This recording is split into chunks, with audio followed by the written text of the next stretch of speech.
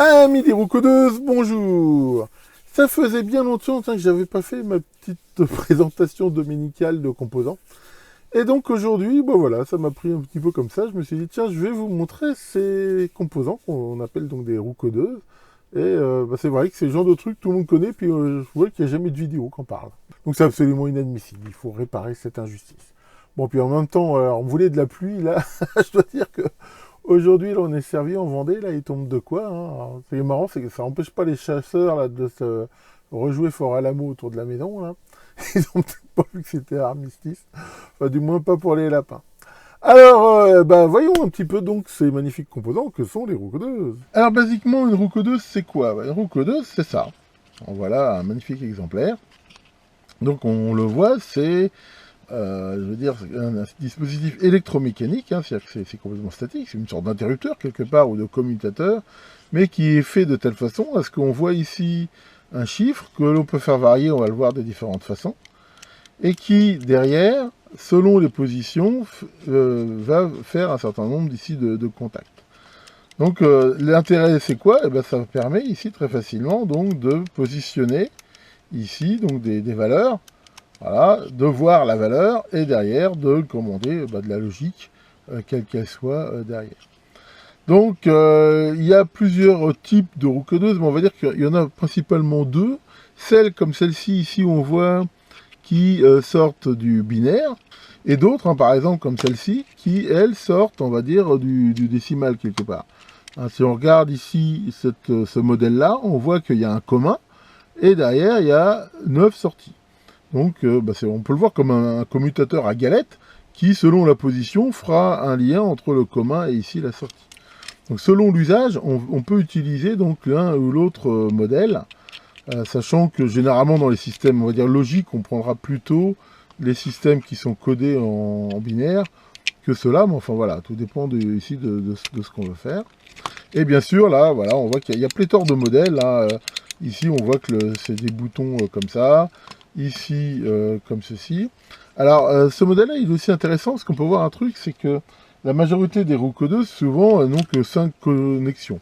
C'est-à-dire un commun, et ici 4 sorties qui correspondent, comme on va le voir tout à l'heure, aux différents poids binaires. Mais certaines en ont plus, comme celle-ci. Alors, celles-ci, elles sont intéressantes. Pourquoi? Parce qu'elles sortent aussi la logique inverse. C'est-à-dire que les roucodeuses, soit elles sont, on va dire, en logique positive, c'est-à-dire qu'elles font un contact quand le bit correspondant est à 1, soit en logique négative, c'est-à-dire en fait elles coupent le contact quand c'est 1. Mais certaines, comme celle-ci, s'offrent le luxe de faire les deux. C'est-à-dire qu'ici, j'ai à la fois la sortie en logique positive et négative, ce qui des fois est très intéressant. Donc voilà ici, hein, comme on le voit, différents modèles. Donc ça existe un peu dans toutes les tailles.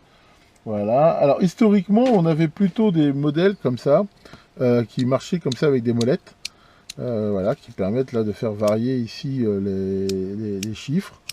Voilà, comme ça. Bon, c'est un peu moins pratique, on va dire, que les boutons, le système comme ça, poussoir. Après, bon, voilà, il y a un peu de tout. Alors, c'est pas toujours mis comme ça. Ça, par exemple, c'est une roucodeuse. Alors, on pourrait se dire, bah, tu te fous de ma gueule, c'est pas une roucodeuse, c'est un commutateur. Bah si, c'est une roucodeuse dans le sens où ce commutateur-là, les galettes sont faites pour avoir une sortie binaire et qui correspondent à chaque position comme un codage en fait de roucodeuse. Encore une fois, si on regarde bien, ce qui différencie la roucodeuse, c'est qu'en plus d'avoir ici des positions, c'est ce côté d'affichage ici de chiffres par rapport à un simple commutateur comme ça.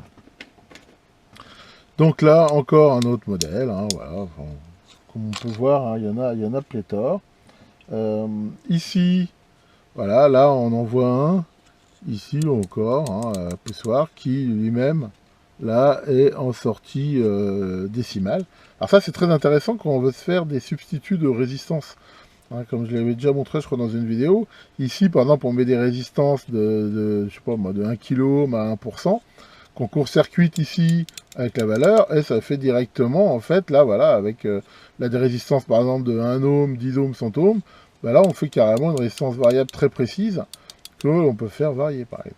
Alors, il y a des modèles qui sont un peu originaux. Alors, celui-là, je l'adore.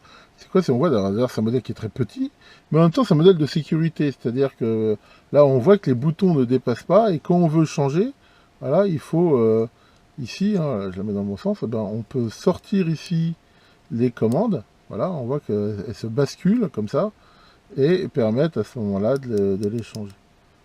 Ça, vraiment du haut de gamme. Puis une fois qu'on a fini, voilà, on peut les remettre là. Ça évite d'appuyer dessus par erreur. J'ai un petit modèle vraiment sympa. Alors, il y a des modèles un peu spéciaux. Hein. Alors, celui-là, je pense qu'il rappellera sans doute des souvenirs à certains. Parce qu'on voit que ce modèle-là, il est bloqué. On ne peut pas aller au-delà de 6.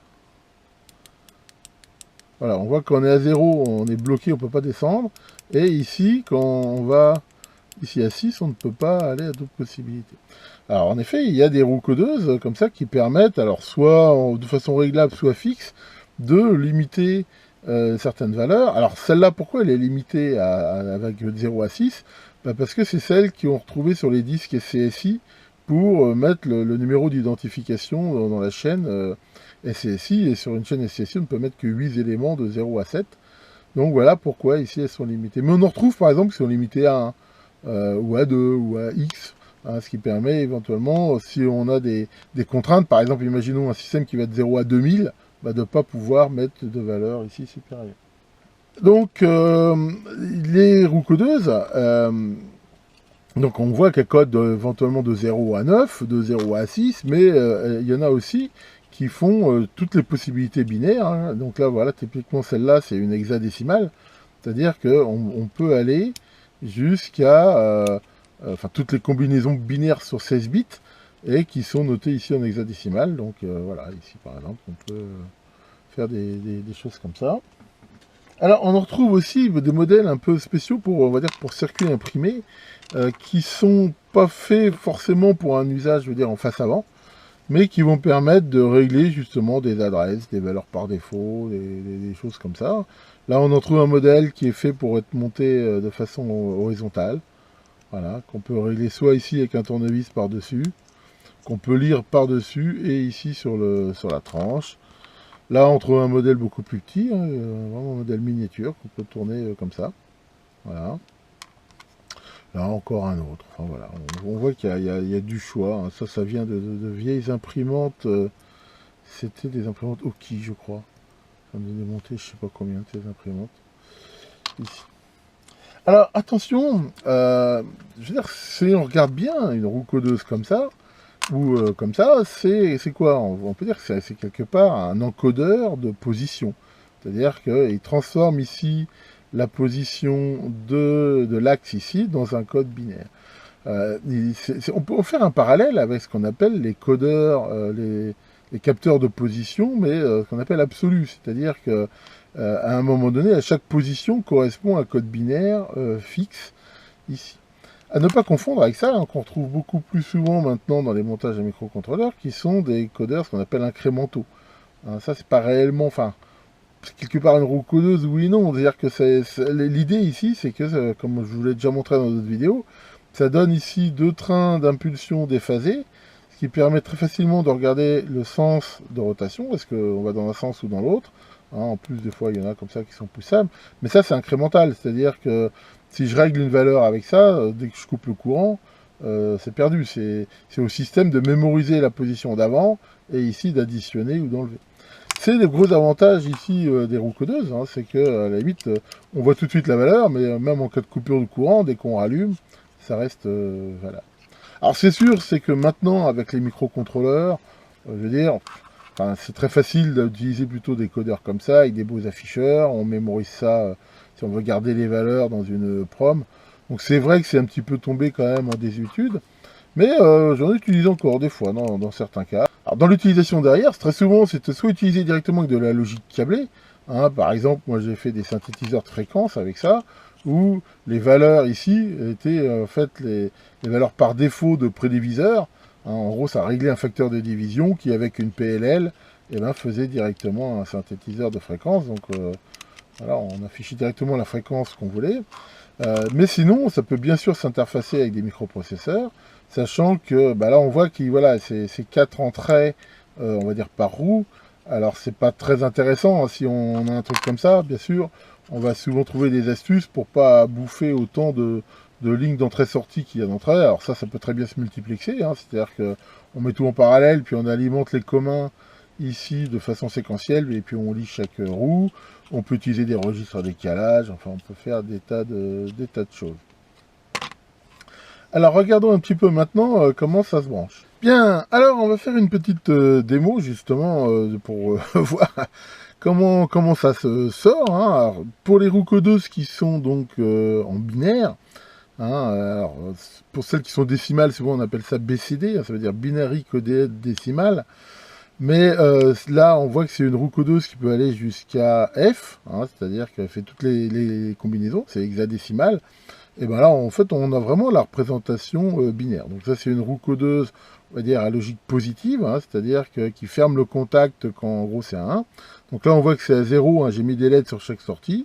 Donc là, voilà, on voit que si on fait ici 1, ben, on a bien le 1 qui s'allume, 2, voilà, 3, 4, enfin voilà, on retrouve bien ici hein, la séquence ici binaire, et bien sûr, quand on est à F, on a tout ici. Alors, très souvent, les sorties des roues codeuses, comme on l'a vu, elles sont notées 1, 2, 4, 8. Pourquoi? Parce que, en fait, c'est la façon, je veux dire, simple aussi de convertir, hein, je rappelle, un nombre binaire comme ça en décimal. En fait, à chaque fois qu'une LED est allumée, ça veut dire que si c'est la 1, il faut ajouter 1, la 2, il faut ajouter 2, et ainsi de suite. Par exemple, là, on voit que c'est 1 qui est allumé, là c'est 2, donc ça fait 2 plus 0. Voilà, là les deux sont allumés, donc il faut additionner 2 et 1. Ici, 4. Ici, 5. Pourquoi? Parce que c'est 4 et 1, et ainsi de suite. Voilà. Donc ici, on retrouve bien ça. Alors pour la petite histoire, il n'y a pas eu que de la logique comme ça, hein, de 4-8, hein, il y a d'autres codes. Il y a par exemple le code 1, 2, 2, 4 hein, qui était utilisé. Enfin, il y en a eu différents en fait dans le temps, maintenant si c'est celui-ci qui s'est plus ici imposé. Alors on peut parler aussi ici hein, du code hein, qui s'appelle le code Gray, qui est rarement utilisé dans les roues codeuses, mais qui est beaucoup plus utilisé dans les capteurs de position, et qui a l'extrême avantage d'avoir qu'un seul bit qui change entre chaque chiffre. Ici on voit par exemple si je passe de 8 à 7, on voit que ça commute toutes les sorties. C'est-à-dire que là, on voit bien que la 8 va s'éteindre et les trois autres ici vont s'allumer. Donc on peut dire que c'est pas gênant. Maintenant, dans un système de position, il y a peu de chances que tous ces digits changent en même temps. Ce qui veut dire que si on passe de là à là, ici comme ça, eh ben, on a des possibilités d'avoir à un moment donné des fausses combinaisons. C'est le gros avantage du code Gray. Enfin bon, ça j'y reviendrai, je pense, un jour dans d'autres vidéos.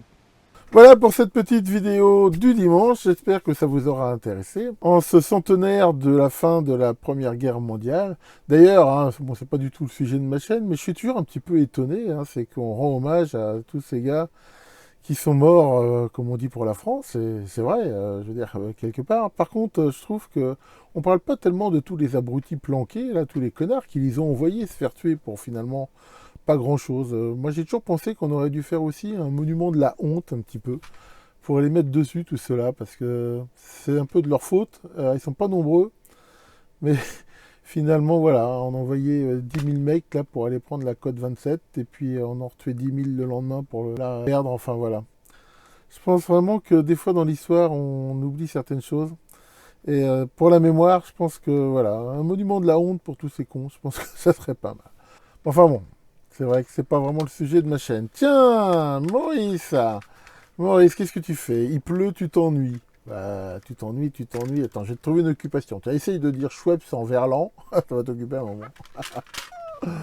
Bon, là-dessus, j'ai encore plein de trucs à faire, donc je vous souhaite un très bon dimanche. Et l'affreux clic-clac démon des roues codeuses vous évite les mauvaises combinaisons, et à très bientôt pour de nouvelles vidéos.